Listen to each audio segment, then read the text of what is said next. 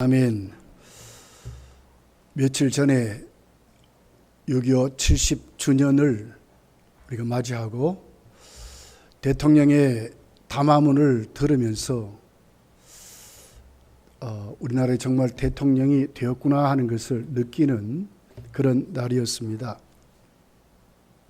남북한은 이제 어떤 정치 이념이나 어떤 체제를 더 이상 강조할 시기는 지났다 하는 의미로 담화문을 발표하는 것을 봤습니다. 어떤 체제를 우리는 체제를 강요하지도 않을 것이고, 이제는 정말 통일을 말하기 전에 먼저 평화의 장으로 나와라, 소통하는 그런 민족이 됐으면 좋겠다. 그러면서 단호하게 우리나라의 영토라든지 영공이라든지 영예는 한 뼘도 안 뺏기겠다는 거예요.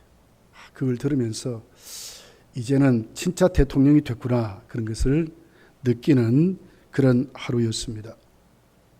분명한 것은 6.25는 북한이 남한으로 남침한 전쟁입니다. 6월 25일 날 1950년도 6월 25일 4시 30분에 38선 전령을 소련 탱크를 앞세우고 밀고 내려와서 결국은 3일 만에 우리나라 수도 서울을 점령하고, 우리나라의 정부는 하는 수 없어 대전으로 갔다가 또 위험하니까 대구도 위험해서 결국 정부를 부산으로 옮기는, 조금만 더 밀고 내려오면 대구뿐만 아니라 부산까지 다 점령이 돼서 우리는 부산 앞바다에 남한 사람들이 전부 다 빠져 죽을 정도로 그렇게 되는 전쟁이었습니다. 그런데 반전이 났습니다. 그것은 바로 미국이 유엔 안전보장 이사회를 소집하고 대한민국의 전쟁 문제를 안건으로 제시해서 상임이사국이었던 그 당시 소련이죠. 소련의 불참으로 만장일치로 통과되어서 유엔 안전보장 이사국으로 등록된 16개국 전체가 대한민국 전쟁에 참여하는 것으로, 거기에 사령관이 메가더 장군이었죠. 그는 낙동강을 마지막 보루로 정하고 밀고 밀리는 전쟁을, 거기에서 얼마나 많은 사람이 죽었겠습니까? 결국 역사에서 가장 큰 아주 완벽한 작전이지요. 인천 상륙작전을 통해서 잃어버린 수도를 3개월 만에 다시 탈환하고, 그리고는 그때부터 북진해서 저 압록강, 두만강까지 갔었던, 야 이제 곧 통일이 되겠구나, 그럴 정도로 결국 중공군의 개입으로 또 다시 밀려 내려왔지만, 지금의 휴전선 근방에서 3년 여년 동안 끝까지 피를 흘리면서 전쟁을 하다가 결국 서로가 지쳐서 좀 쉬다 전쟁하자, 그래서 정전 협정을 맺은 것이 지금까지 70년을 내려왔다고 하는 것입니다. 전쟁의 후유증은 엄청났습니다. 특히 남한은 이념의 갈등이 깊어졌습니다. 좌우가 지금까지도 아주 첨단하게 갈라져 있습니다. 한 동네가 불사질러져 버리고, 동네가 이념이 다르다고, 어제까지는 이웃 사촌이었는데 그 사람들이 총칼을 가지고 와서 자기들의 동네 주민을 죽이는 아주 비극적인, 거리에는 고아들이 넘쳤고 깡통을 든 거지들이 넘쳤던, 이 지구상에 가장 못 사는 두 번째 나라가 된 것이 6.25 전쟁의 후유증으로 그렇게 나와 있습니다.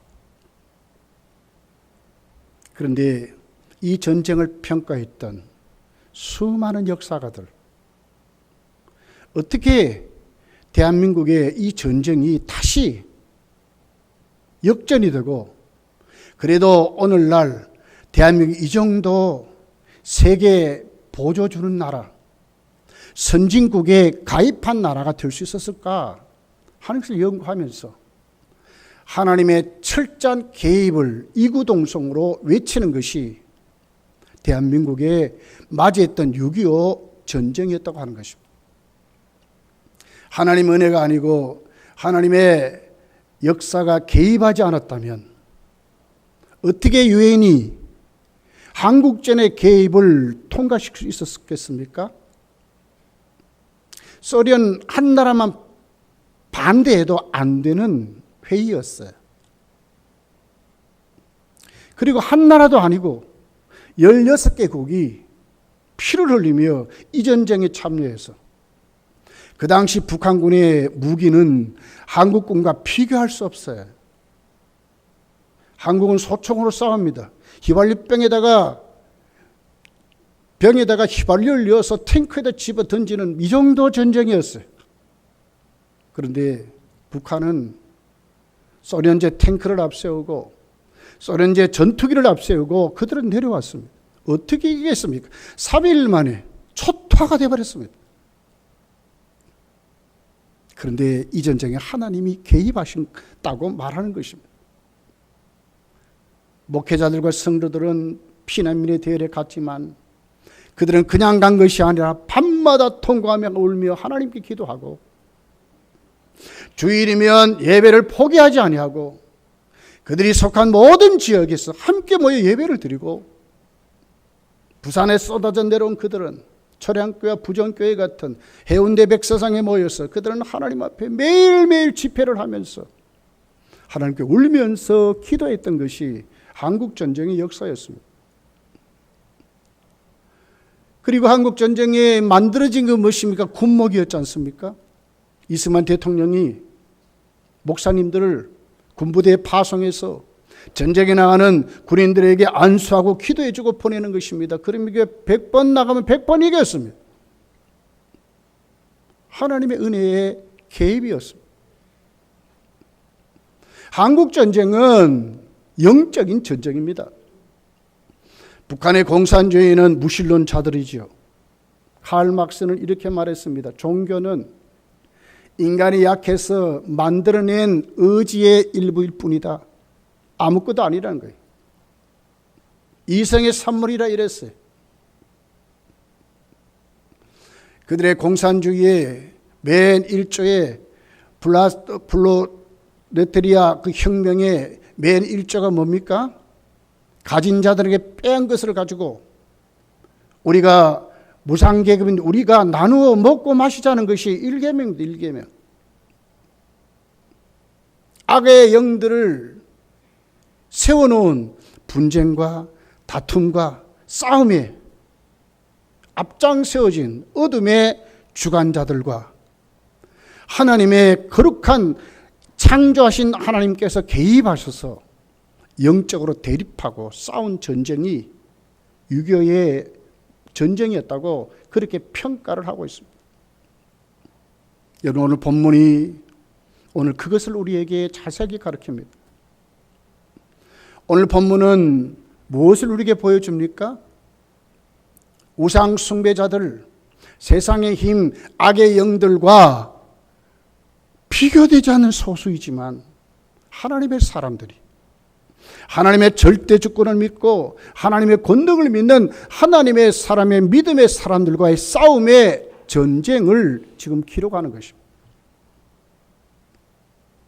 게임이 안 되지 않습니까? 그런데 이 전쟁에 누가 개입하셨습니까? 하나님이 개입하셨습니다. 결론이 어떻게 됐습니까? 불불 속에서도 구원하신 하나님이 그들을 구원하셔서 느부갓네살이 두 손을 들고 항복을 하고 아우성치며 소리쳤던 그 우상 숭배들이 꺾어지는, 하나님을 찬양하고 하나님 높이는 것으로 결론이 지어지는 것이 오늘 본문의 내용으로 기록되어 있습니다. 저는 세 가지 대지로 말씀을 한번 살펴보려고 합니다. 첫째는 우상 숭배자들 앞에 세워졌던 다니엘의 세 친구를 오늘 보려고 하는 것입니다. 다니엘과 사드락, 메색, 아벳느고는 나라를 잃어버리고 소년 때에 바벨론에 잡혀왔습니다. 바벨론은 온 세계를 바벨론화하려고 했습니다. 그러니까 유대 젊은이들 잡아서 철저히 바벨론의 문화를 가르치고 바벨론의 역사를 가르치고 바벨론의 신앙을 그들에게 세워서 아주 본보기로 열매를 잘 맺도록 그렇게 하려고 했던 것이 그들의 정책이었습니다.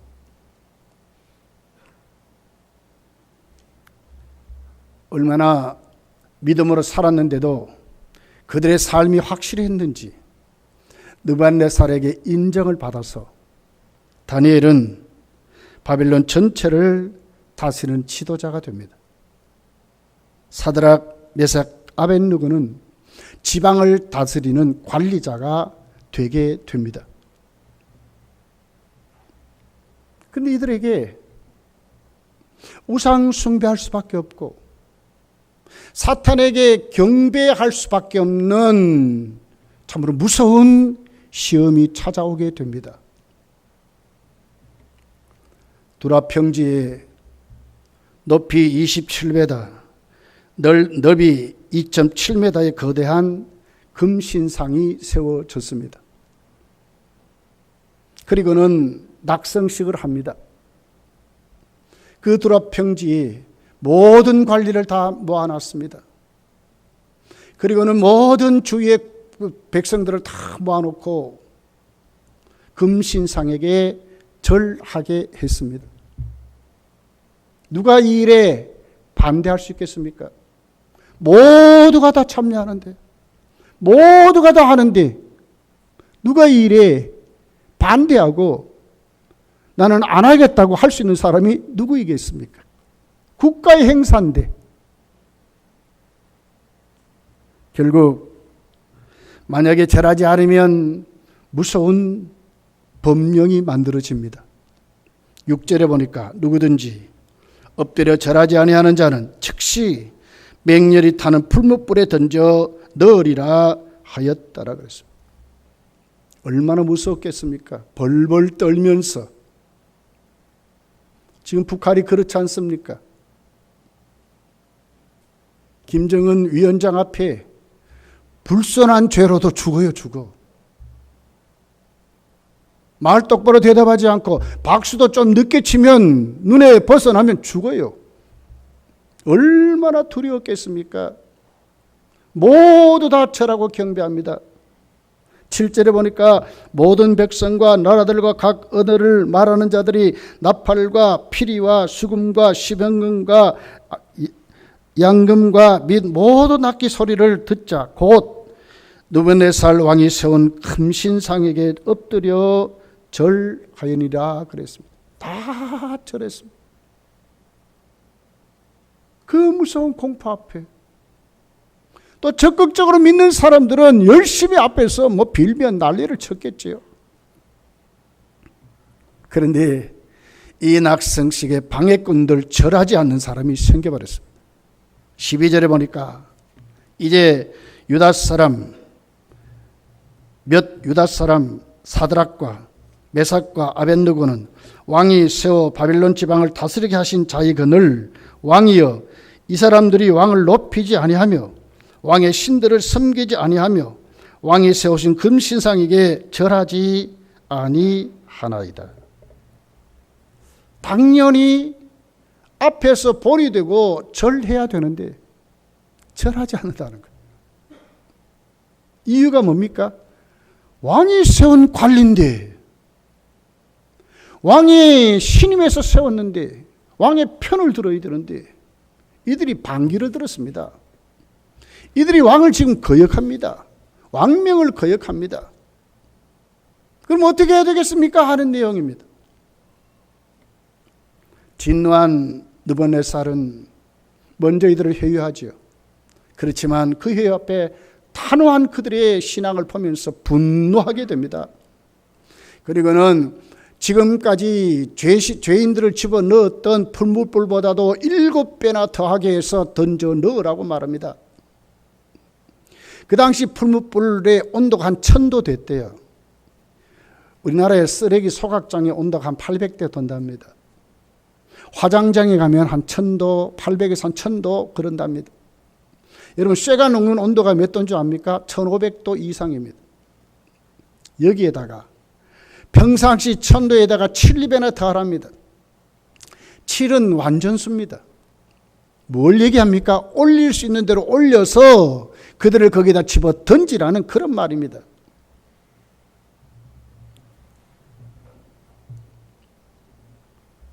오늘 그들 앞에 세워졌던 그 세 사람은 끝까지 결국 던져지게 되는데, 던져진 그 장소를 보다가 느부갓네살 왕이 깜짝 놀라게 됩니다. 이상한 일이 벌어졌습니다. 24절, 25절에 이렇게 기록합니다. 그때 느부갓네살 왕이 놀라 급히 일어나서 모사들에게 물어 이르되, 우리가 결박하여 불 가운데 던진 자는 세 사람이 아니냐 하니, 그들이 왕에게 대답하여 이르되, 왕이여 옳소이다 하더라.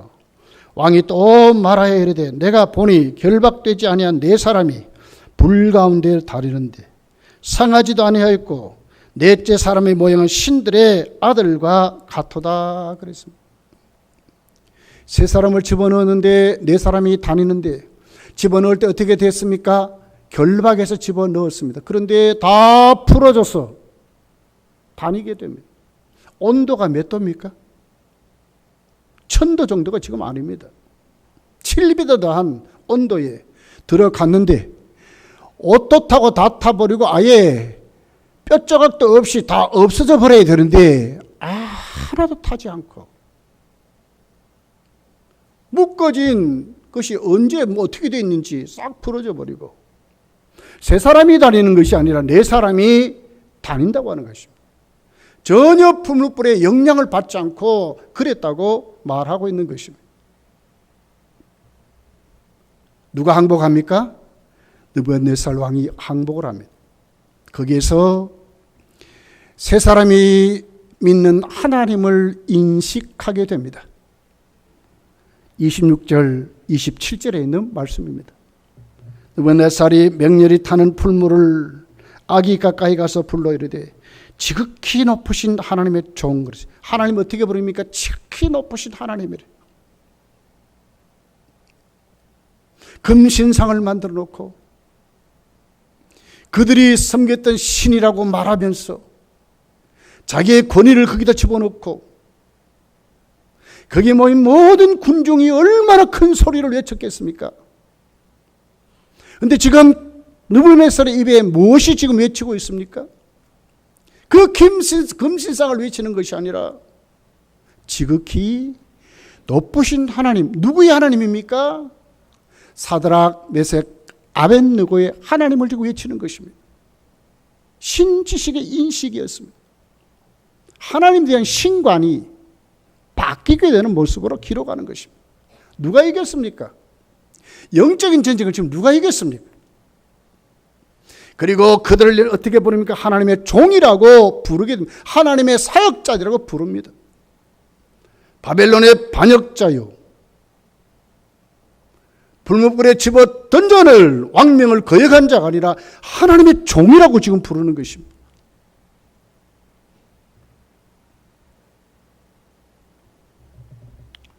(27절을) 보면 총독과 지사와 행정관과 왕의 모사들이 모여 이 사람들을 본즉 불이 능히 그들의 몸을 해하지도 못하였고 머리털도 그을리지 아니하였고 그 빛도 변하지 아니하였고 불탄 냄새도 없었다 그랬어요. 완전히 항복하게 만들었습니다. 느부갓네살만이 본 것이 아닙니다. 오늘 거기에 모인 모든 사람들이 그 구덩이를 보면서 깜짝 놀란 것입니다. 어떻게 저 사람들은 하나도 타지 않는가? 나중에는 어떻게 해요? 타는 냄새도 맡을 수가 없었다고 완벽한 하나님의 보호를 이렇게 지금 말씀을 하는 것입니다. 누가 이겼습니까? 6.25 전쟁에 결국 오늘의 이 시점에 볼 때 누가 이겼습니까? 나만 이긴 것입니다. 비교될 수 없도록 이긴 것입니다. 공산주의가 이겼습니까? 민주주의가 이겼습니까? 민주주의가 이긴 것입니다. 비교될 수 없도록 이긴 것입니다. 거기에 중심에 누가 있습니까? 신앙인들이 있는 것입니다.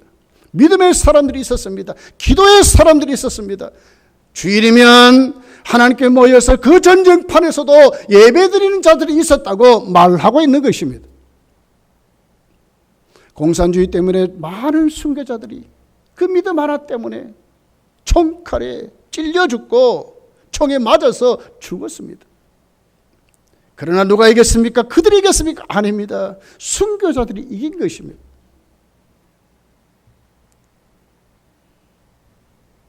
여러분, 금신상을 갖다 놓고 그 앞에 선 우상 숭배자들의 힘을 보십시오. 그 앞에 세워진 악한 사단의 영을 받은 그 사람들의 권능, 권세를 한번 보십시오. 4절부터 이렇게 기록합니다. 선포하는 자가 크게 외쳐 이르되 백성들과 나라들과 각 언어로 말하는 자들아, 왕이 너희 무리에게 명하시나니 너희는 나팔과 피리와 수금과 심령금과 앙금과 상황과 및 모든 악기 소리를 들을 때 엎드려 누르벨 왕이 세운 금신장에게 절하라. 누구든지 엎드려 절하지 않은 자는 즉시 맹렬히 타는 풀무불에 던져 넣으리라 하였더라. 모든 백성과 나라들과 각 언어들에 말하는 자들이 나팔과 피리와 수금과 심령금과 양금과 및 모든 악기 소리를 듣자 곧 느베살 왕이 세운 금신장에게 엎드려 절하더라 그랬습니다. 여러분, 혹시 동화사 가본 분들이 있습니까? 거기에 통일대불이라는 불상 봤습니까? 저는 거기는 안 갔어요. 근데 그 속리산에 가면 법주사에 또 그런 불상이 세워졌어요. 얼마 전에 보니까 금으로 만들어가지고 뭐 다시 뭘 했다나? 또 뭐 행사하고 난리를 치더라고요. 그런 것입니다. 법주사에 가서 이렇게 두드려 보니까 청동으로 만드는 것 같아요. 딩딩딩 하면 뭐 소리가 막 그렇게 나더라. 여러분, 세상 권세입니다. 악한 마귀의 권세입니다. 권세 잡은 사람들의 권세입니다. 그러나 누가 이깁니까? 지금 누가 이 전쟁을 끝냈다고 말하는 것입니까?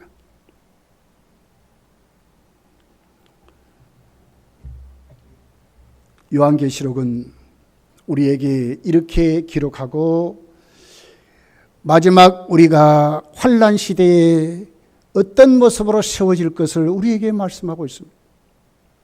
요한계시록 13장 4절부터 이렇게 기록합니다. 용이 짐승에게 권세를 주므로 용에게 경배하며 짐승에게 경배하여 이르되 누가 이 짐승과 같으냐 누가 능히 이와 더불어 싸우려 하더라. 또 짐승이 과장되고 신성 모독을 말하는 입을 받고 또 42달 동안 일할 권세를 받으니라. 짐승이 입을 벌려 하나님을 향하여 비방하되 그의 이름과 그의 장막 곧 하늘에 사는 자들을 비방하더라. 또 권세를 받아 성도들과 싸워 이기게 되고 각 족속과 백성과 방언과 나라를 다스리는 권세를 받으니 죽임을 당한 어린 양의 생명책에 장세 이후로 이름이 기록되지 못하고 이 땅에 사는 자들은 다 그 짐승에게 경배하더라고 그랬습니다. 짐승의 표를 받는 시대가 곧 우리 앞에 올 것을 말하는 것입니다. 진짜 영적인 전쟁이 완전히 마지막을 향해서 가는 것을 우리에게 말하고 있는 것입니다. 성도요, 누가 이깁니까 이 전쟁에? 우리가 똑바로 영적인 눈을 열고 보고 믿음으로 살아야 하는 것입니다. 누가 이깁니까? 하나님이 이기십니다. 아무리 666의 권세가 강하지만 생명책에 기록된 하나님의 사람들은 경배하지 않는다 그랬습니다. 다섯째 천사가 인을 치는데 그 이마에 하나님의 이름과 어린 양 예수 그리스도의 이름으로 인침 받은 사람은 절하지 않는다는 것입니다. 누가 이깁니까? 그 사람들이 이기는 것입니다. 흰옷 입은 사람들입니다. 각 나라 각 족속의 수도 헤아릴 수 없는 수많은 하나님의 성도들이 이긴다고 성경은 말하고 있습니다.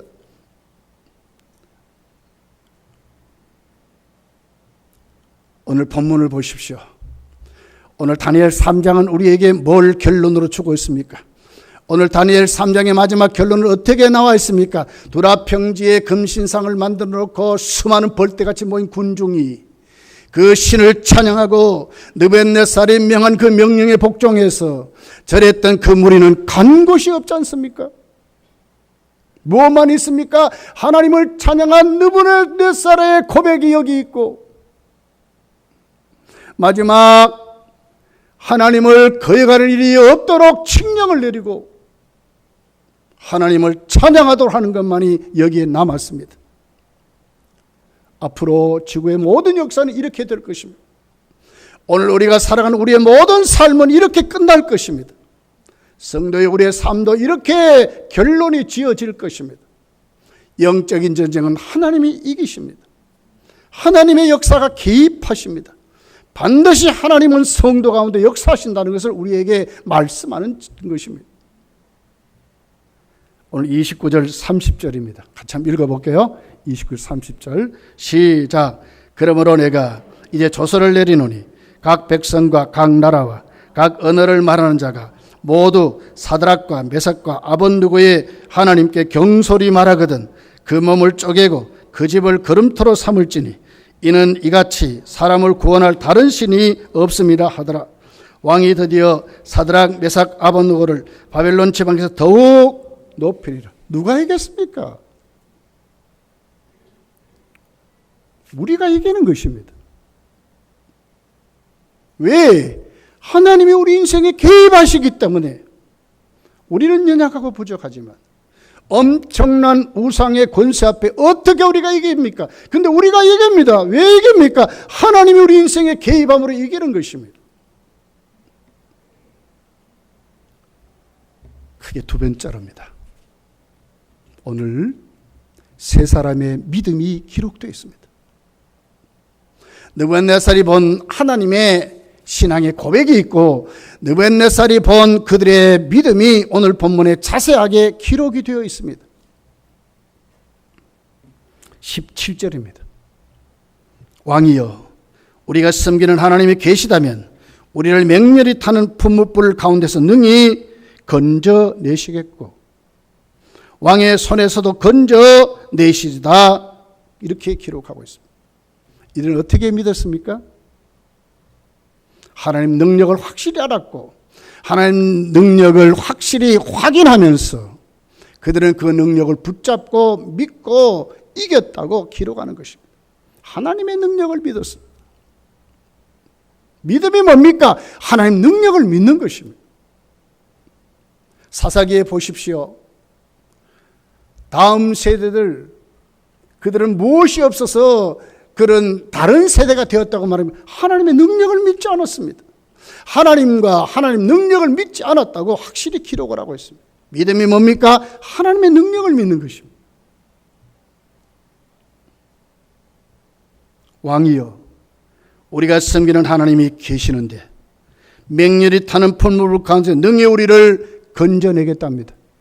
풀무불을 보다도 더 큰 것이 뭡니까? 하나님의 능력이었습니다. 왕의 손에서도 건져내 왕의 엄청난 그 권위를 가졌던 왕의 권세보다 더 큰 능력이 뭡니까? 하나님의 능력이었습니다. 뭘 붙잡고 믿고 살았습니까? 하나님 능력을 알고 확실히 믿고 세워져 그 능력대로 살았다는 것을 말하고 있는 것입니다. 느부갓네살을 보십시오. 하나님을 고백합니다. 세 사람의 믿음을 그도 보고 확실히 인정하고 고백하는 내용이 있습니다. 18절입니다. 28절입니다. 느부갓네살이 말하여 이르되 사드락과 메삭과 아벳느고의 하나님을 찬송할지어다. 그가 그의 천사를 보내사 자기를 의뢰하고 그들의 몸을 바쳐 왕의 명령을 거역하고 그 하나님 밖에는 다른 신을 섬기지 아니하며 그에게 절하지 아니한 종들을 구원하셨다 그랬습니다. 하나님 어떻게 봤습니까? 끝까지 하나님 말씀에 하나님의 능력을 믿는 그들을 하나님은 천사를 보내서 거기에서 지켜주시는 하나님이 있었어요. 신실한 하나님을 봤습니다. 그들을 구원하시는 구원의 하나님을 느부갓네살이 지금 고백하는 것입니다. 세 사람의 믿음을 어떻게 봤습니까? 왕의 명령을 거역할지라도 철저히 하나님의 말씀에 순종하는 그들을 본 것입니다. 그것이 어디에서 왔습니까? 18절에 있습니다. 그렇게 하지 아니할지라도 왕이여 우리가 왕의 신들을 섬기지 아니하고 왕이 세우신 금신장에게 절하지 아니할 줄을 없소. 그렇게 하지 아니할지라도 철저히 하나님을 신뢰하고 맡기는 것입니다. 우리 뜻대로 안 되어도 하나님은 당연히 협력하여 거룩한 하나님의 뜻을 이루는 하나님이시라는 거예요. 내 생명, 내 생사 화복은 하나님께 맡겼는데 그 하나님이 반드시 우리를 구원하신 하나님으로 그는 믿었다는 거예요. 순교자의 신앙입니다. 죽을지라도 우리는 하나님의 말씀을 믿겠다는 거예요. 하나님의 능력을 믿겠다는 거예요. 이걸 누가 봤습니까? 느부갓네살이 본 거예요. 여러분, 영적으로 우리는 이기는 사람입니다. 어떤 믿음을 가져야 되겠습니까? 하나님의 능력을 믿는 믿음을 가져야 합니다. 그렇게 아니할지라도 우리의 모든 생사를 다 하나님께 맡길 줄 아는, 협력하여 당신의 뜻을 이루시는 그 하나님 앞에 모든 것을 내려놓을 줄 아는, 신실히 하나님을 신뢰하는 저희들의 믿음들로 우리가 세워져서 하나님 말씀을 꼭 붙잡고 세상이 천번만번 변한다 할지라도 하나님 말씀을 붙잡고 살아가는 우리들이 되어야 한다는 것을 말씀하고 있는 것입니다. 여러분, 우리가 왜 그렇게 살아야 합니까? 왜 그렇게 믿어야 합니까? 오늘 세 번째로 보면 불뭇불 속에 찾아오신 주님을 보는 것입니다. 이런 말할 수 없는, 죄도 남지 않는 그 불에 주님이 찾아오셨어요. 그리고는 불뭇불 속을 견디게 하시고 함께 하시고 그 속에 그들을 구원하시는, 머리카락 하나도 상하게 하시는 그 주님이 찾아오셔서 그들과 함께 했기 때문에 우리는 바른 믿음을 가지고 살아야 한다고 하는 것입니다. 25절의 말씀입니다. 왕이 또 말하여 이르되 내가 보니 결박되지 아니한 네 사람이 불 가운데로 다니는데 상하지도 아니하였고 그 넷째의 모양은 신들의 아들과 같도다 그랬어요. 신들의 아들과 같도다. 느부갓네살은 자기의 신관으로 고백하는 것이죠. 바벨론 나라는 다신교의 나라입니다. 그런 신관으로 보고 고백했지만 유대 학자들은 하나님의 사자라고 해석을 했고, 종교 계획자들이나 초대 교부들이나 지금도 성경을 해석한 신교 주경가들은 성육신하지 아니한 예수 그리스도라 이렇게 해석을 하고 있습니다. 예수께서 이 땅에 육신의 몸을 입고 오시지 않은 바로 그때 누구에게 오셨습니까? 불뭇불에 던져진 단일의 새 치구 가운데 주님이 오셨다고 말하고 있는 것입니다. 그 고난의 현장에 해볼 방법은 우상 숭배자들 앞에 고소당하고 조롱받고 그리고 나중에 불뭇불에 집어 던지는 그들 앞에 주님이 찾아오신 것입니다. 그리고 그 풀무불 속에서도 그들을 철저히 지키시고 인도하시고 그들을 구원하시는 주님이 저는 그들 속에 함께 하신 것입니다. 데일 랄프 데이비스라고 하는 주경가가 다니엘서 강해를 썼습니다. 그걸 읽어보았습니다. 그는 이 본문을 이렇게 주석을 했습니다. 그리스도는 그들을 풀무불에서 꺼내주시지 않고 그 안에서 그들을 찾으셨다. 그분은 우리를 모든 고통과 위험과 고독과 배신과 상실의 순간에 다가오셔서 우리와 함께 걸으신다. 그는 우리에게 물과 불과 강을 허락하실 뿐만 아니라 그 가운데서도 끝까지 우리를 지키실 능력이 있으시다. 그리스도께서 고난 가운데 있는 자기 백성을 찾으시고 그들과 함께 계시기를 위하여 풀무불 속에 들어오셨다. 그러므로 성도는 어떤 고난과 시련에서도 믿음으로 진리에 순종하는 것이 목숨보다 귀하다 그랬어요. 찾아오셔서 풀무불에서 건져주시는 뿐만 아니라 그 속에 들어오셔서 그들과 함께 하시는 그 주님, 그러므로 그 주님께 어떻게 끝까지 순종하는 것이 성도라고 말하고 있는 것입니다. 그럼 우리는 이렇게 또 질문해 봅니다. 그렇다면 아예 안 당하게 하시면 좋지. 왜 풀무불 속에 던져 넣게 만들고 거기로 오시게 할까 하는 겁니다. 여러분 어떻게 생각합니까? 아예 그만 안 당하면 서로 편한데. 그런데 보십시오. 풀무불에 던져졌기 때문에 느부갓네살이 항복한 것입니다. 던져져서 예수 그리스도께서 함께 하시고 그들을 지키심을 받기 때문에 그 군중이 꼼짝 못하고 순종하고 항복한 것입니다. 어떻게 느부갓네살의 입술에 지극히 높으신 하나님이라고 찬양할 수 있겠습니까? 풀무불 속에 던져졌어. 거기에 거느시는 그 주님을 봤기 때문에 그런 찬양이 있는 것입니다. 환난이 있습니다. 핍박이 있습니다. 조롱이 있습니다. 그러나 우리는 거기에서 이 복음을 붙잡고 끝까지 하나님 말씀을 순종하고 우리가 오늘 그 속에서 함께 하신 주님과 함께 동행하는 삶을 구체적으로 그들에게 보여줄 때 하나님 오늘도 우리를 이기게 하소서.